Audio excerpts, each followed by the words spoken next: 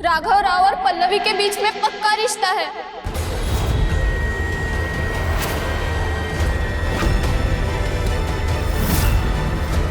और ये बात मैं साबित कर सकती हूँ।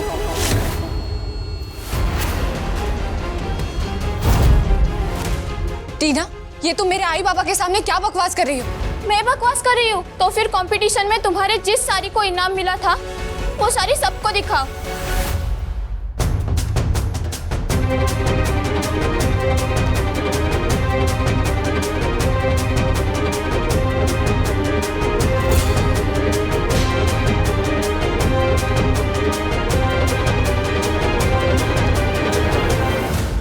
अंकल, आप हैदराबाद के सबसे अच्छे बुनकर हो। अब आप ही बताइए, पल्लवी और मेरी साड़ी में से किसकी साड़ी में अच्छा काम हुआ है?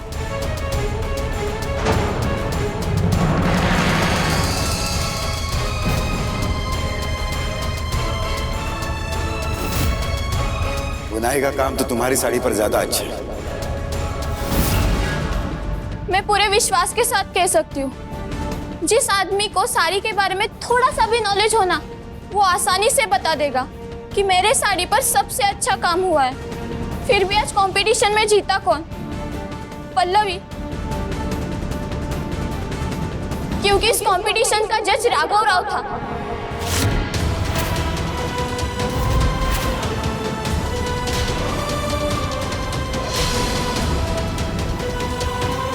राघव राव ने पल्लवी को जानबूझकर जिताया है, क्योंकि उन दोनों में रिश्ता है।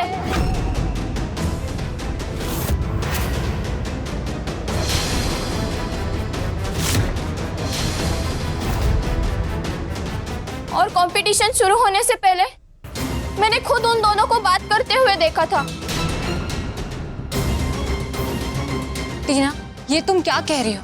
और मैं मानती हूँ कि तुम्हारी साड़ी का काम मेरी साड़ी से बेहतर है, लेकिन मुझे अंदाजा भी नहीं था। बस पल्लवी, तुम इतनी भोली हो। तुम्हें क्या लगता है कि मैंने जिस साड़ी पर 1 साल से काम किया है, उसके सामने ये तुम्हारी साड़ी जीत जाएगी? मैं तुम्हारा गुस्सा समझती हूँ, लेकिन मेरा यकीन करो, मुझे तो पता भी नहीं था कि तुम्हारी कौन सी साड़ी है। रहने दो पल्लवी, मुझे तुमसे कुछ सफाई नहीं चाहिए। मैं ये कंपटीशन हार गई हूँ। अब मैं शायद ही अपनी साड़ी की दुकान खोल पाऊंगी, लेकिन मुझे तसल्ली है कि मैं तुम्हारी तरह झूठी और धोखेबाज नहीं हूँ।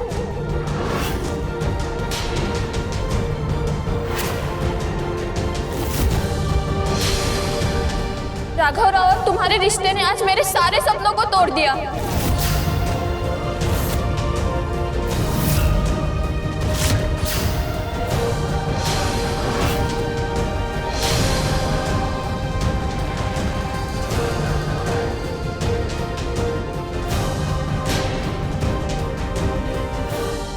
मुझे ही हमेशा इस घर का विलन समझा जाता है।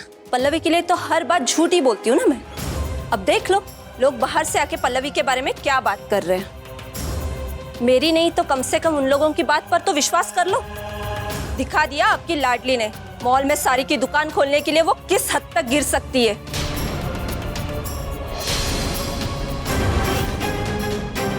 कल राघव राव के साथ रात बिता कर आई है ना।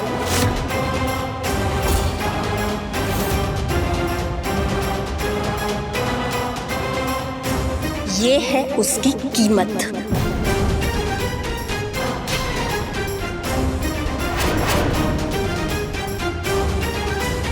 जो आपकी प्यारी बेटी पल्लवी को राघव राव से मिली है।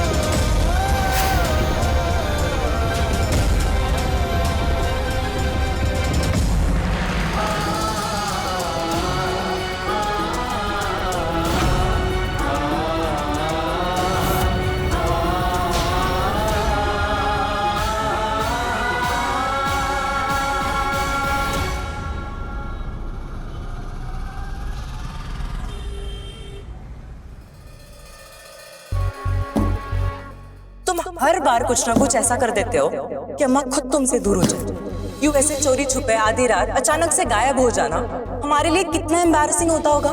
सब पूछते हम कहाँ चले गए थे, क्यों चले गए थे। अम्मा किसी को जवाब नहीं दे पाती राघव। लोगों के सवालों पर सर झुक जाता है उनका।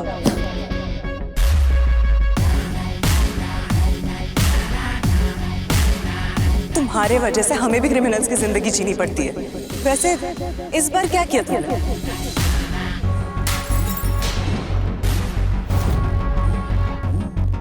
क्यों फराद, क्यों मेरे साथ ही ऐसा क्यों होता है?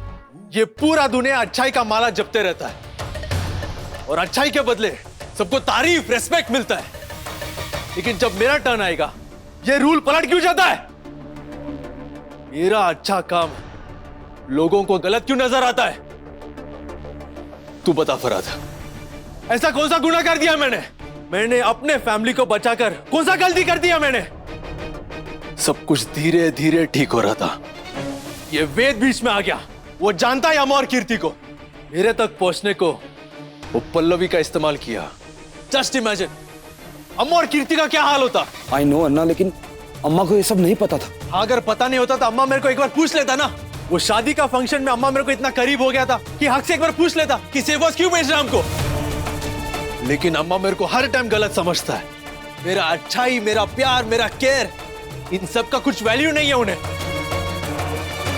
जिस इंसान को सही और गलत का फर्क नहीं पता, उसकी किसी भी चीज की कोई वैल्यू नहीं होती किसी की नजर में।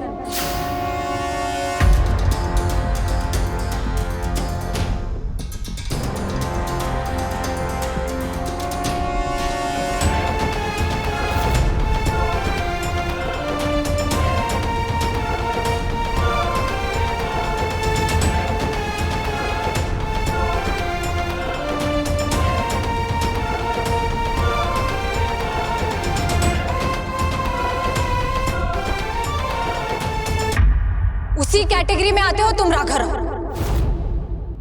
तुम्हारे लिए सही गलत कुछ मायने नहीं रखता ना। तुम्हारे लिए इंपॉर्टेंट है तो सिर्फ तुम्हारा ईगो, तुम्हारा एटीट्यूड।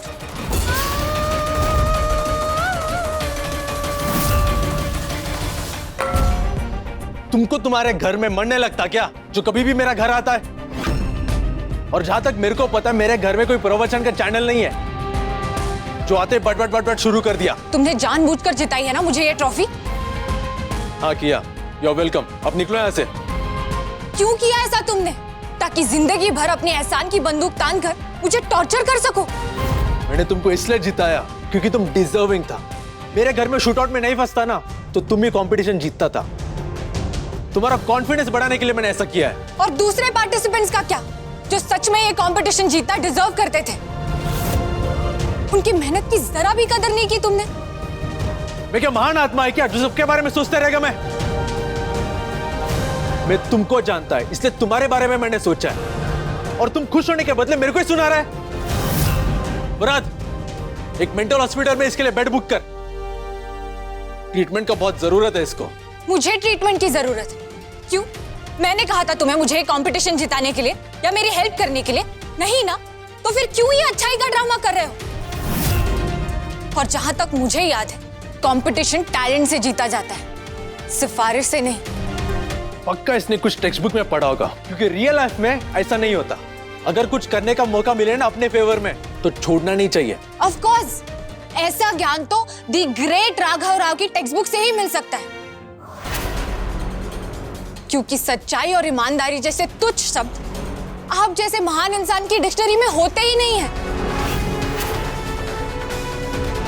गलती मेरी है जो तुम जैसे इंसान से कुछ एक्सपेक्ट कर रही हो, जिसने अपना पूरा एम्पायर झूठ और फरेब से खड़ा किया,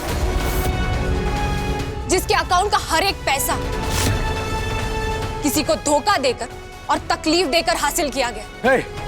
वो क्या समझेगा? इस ट्रॉफी को देखकर मुझे कितनी तकलीफ हो रही है।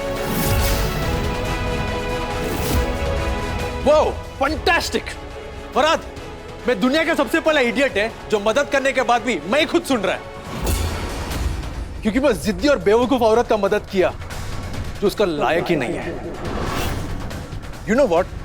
तुम्हारे दिमाग में जो कचरा है ना उसके वजह से तुम जिंदगी में हर टाइम पीछे रहता है और तुम पीछे रहेगा। तुमसे कुछ होने वाला नहीं है। तुम वो सिर्फ गंदगी का लायक है, इसलिए मैं तुमको हैदराबाद से बाहर निकालना चाहता है, क्योंकि तुम्हारा औकात ही नहीं है ना उस शहर में रहने को जहां में रहता है, वहां रहने को। तुम्हें प्रॉब्लम है तो तुम जाओ।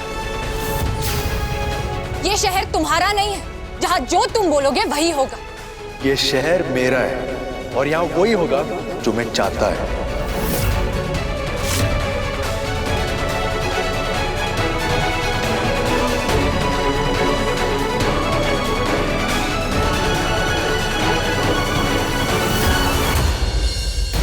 यहाँ जीरो का कोई वैल्यू नहीं है।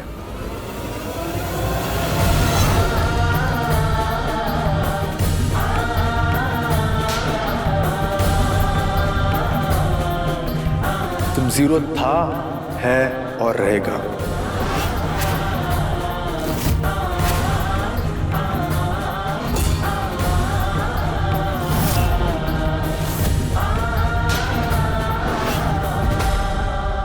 अन्ना आप ये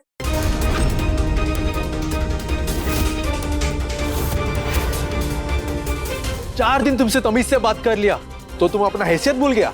अब मैं तुमको हर रोज याद दिलाएगा। तुम्हारा वैल्यू जीरो ही है, उससे ज्यादा कुछ नहीं। वो मॉल में दुकान खोलने का सोच रहा है ना तुम? हैदराबाद में कौन सा भी मॉल में तुम दुकान नहीं खोल पाएगा। I will blacklist you. क्या हो गया पल्लवी देशमुख, बुरा लगा? अब इसका आदत डालो, क्योंकि आज के बाद हर मिनट हर सेकंड तुमको तुम्हारा सपना सिर्फ सपना ही रहेगा। राघवराव मर भी गया ना, तुमको तुम्हारा सपना हासिल नहीं करने देगा। 15 दिन, सिर्फ और सिर्फ 15 दिन तुमको हैदराबाद से बाहर नहीं निकाला ना, तो मेरा नाम राघवराव नहीं है। गुर्तपेट्को।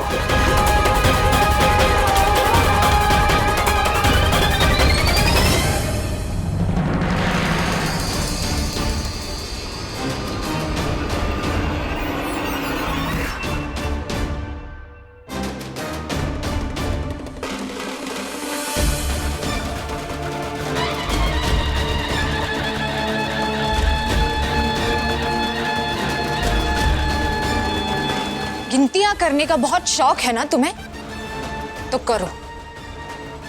एक कैलेंडर भी लाकर दे देती हूँ, बैठकर उसमें मार्क करते रहना कि कब, कहां और कैसे मुझे हराया था। मुझे क्या, मेरी एक छोटी सी पिन को भी अगर तुमने शहर से बाहर कर दिया ना, तर माझं नाव पल्लवी देशमुख नहीं, समझ लो।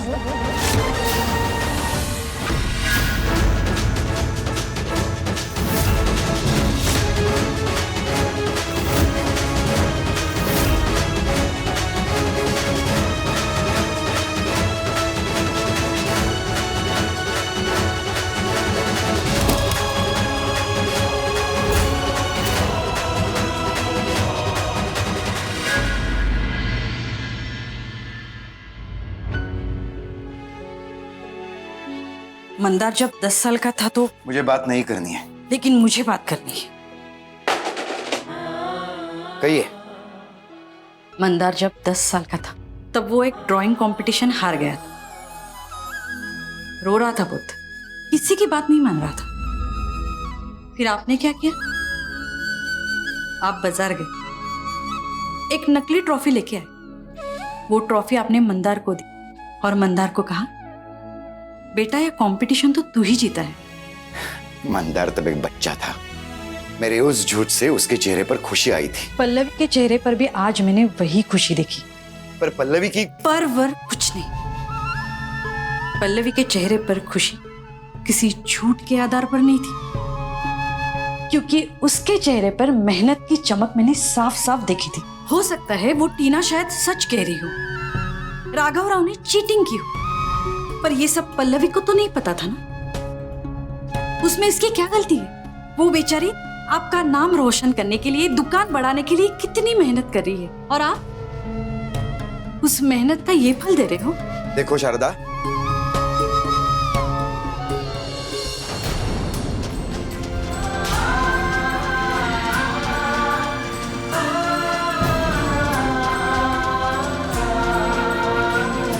मुझे नींद आ रही है, मैं सोने जा रहा हूं।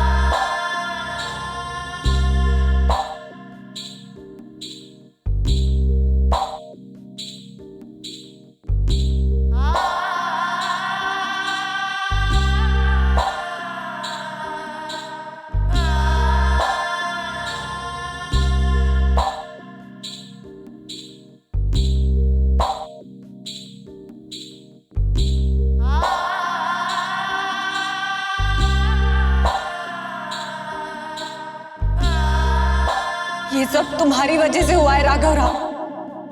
I hate you, I hate you.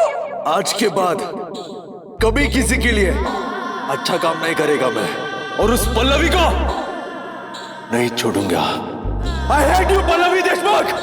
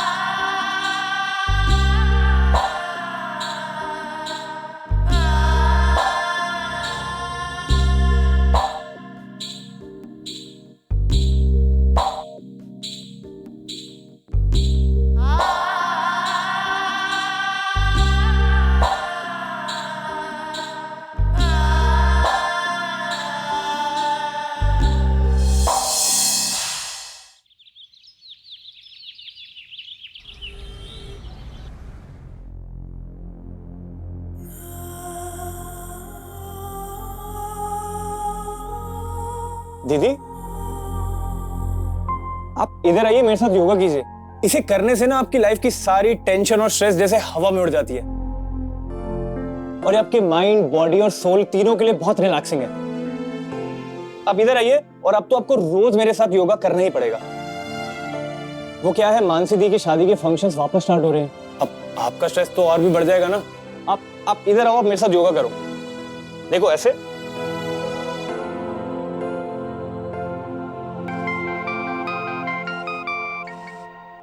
Hello Pallavi ji, मैं संजय बोल रहा हूँ मॉल कमेटी से। सॉरी पर आपने टाइम से डिपॉजिट नहीं दिया, इसीलिए हमें आपकी शॉप किसी और को देनी होगी।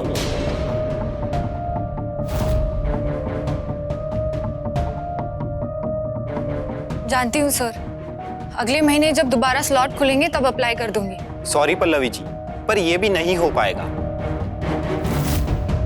क्योंकि हमें आपको शॉप देने से स्ट्रिक्टली मना किया गया है।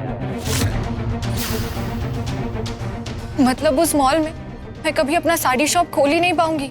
जी हाँ, सॉरी पल्लवी जी।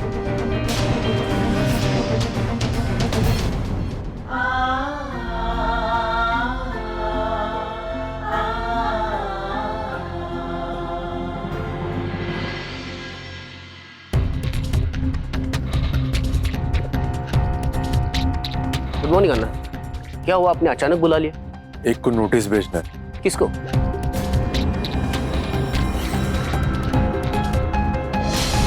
पल्लवी देशमुख।